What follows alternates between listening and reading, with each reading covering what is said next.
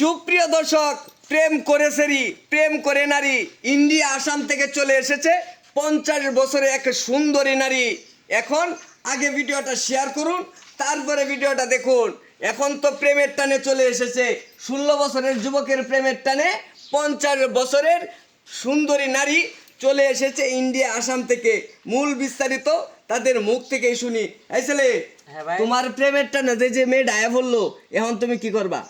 এখন তো ভাই দেখেন সে কি হইলো ভাই, যে ওই যে মনে করেন যে বয়স্ক মহিলাটা যে নাই পড়লো, হ্যাঁ, এখন দেখেন সে আমার সাথে ওর যায় কোনো না যায় না। এখন কি তুমি বিয়ে করবে না করতে না? না ভাই, বিয়ে করতাম না।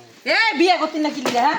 যে সময় নাকি আমার লাগে মোবাইলের মধ্যে সবকিছু করছ, হ্যাঁ? আর আমি কি বাংলাদেশে মাইয়া আছে, বাংলাদেশে থাকা বিয়ে করতো না, আমি আমার বাইতাম গা। তুমি তো সবাই আমার দিছলা না। আমি কি দিয়ে আসেন তাই আমার বিয়ে করতে হইব। বিয়ে করতে তুই তো বারবার বিয়ে করতে ভাই, আর বিয়ে করতে না। আমি বিয়ে করতাম না ভাই। তোর লাগে আমার পুতি নিয়ে তো সব কিছু মোবাইলের মধ্যে সবকিছু করছিস, এমন কি তোর লাগে সবকিছু মানে আমি বাইঙ্গা করতাম না, তোর লাগে আমি সেক্সের মধ্যে কাজ করছি, হ্যাঁ? তুই আমার সব দিকে রাখিস মোবাইলের মধ্যে। হ্যাঁ তুই কি বিয়ে করতে না, মগের মূল্য পাইছে। এই যে সুবি ভাই দিছো না, এই পুরো আমি বিয়ে করে বিপদ করতাম নাকি?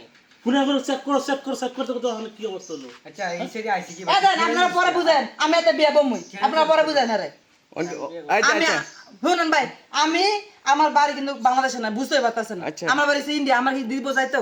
আমি কি বাংলাদেশে কি ইন্ডিয়া যাইতে পারবো? কোন নামটা না? আমার তো বাধ্যতামূলক দেখা গেছে আমার বিয়ে বইতে হবে, আমার বাপ মাকে মাইনে নিব, আমি এর কাছে বিয়ে বমুই। কি কাম না করছ কো টিহানা দিবা আমার কি কিছু ভালো লাগে।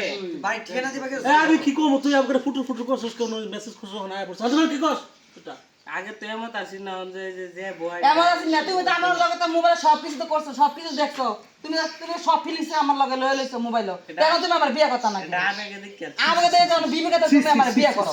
সি রে আমি বিয়ে বমুই, যাই দিন আমার ছেলে আমি বিয়ে বমুই। আচ্ছা, আমি একটা কথা বলি। এখন ছেলের কাছ থেকে আমি শুনি, এখন এই যে মেয়ে যায় এসে বলছে তোমার তো বিয়ে করতে হবে, কারণ হচ্ছে ছেলের কাছে সব ডকুমেন্ট আছে।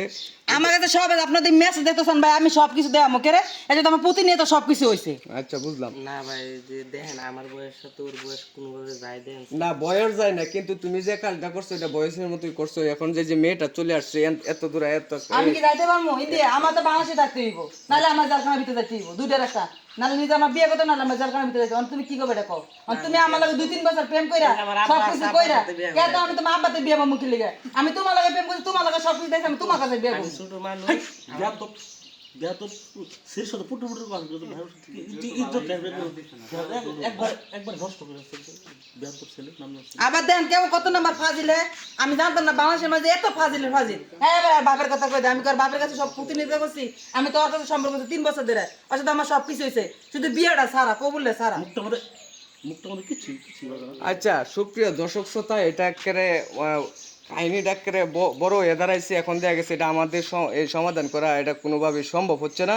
এটা হচ্ছে পুলিশ প্রশাসন ছাড়া কিছুতেই হবে না, যেহেতু ইন্ডিয়া আসাম থেকে মেয়েরা চলে আসছে। এখন এই ছেলের বয়সটা কম, মেয়ের বয়সটা অনেক বেশি। এখন কি করবে এলাকাবাসীও এখন বুঝতেছে না এখন কি করবে।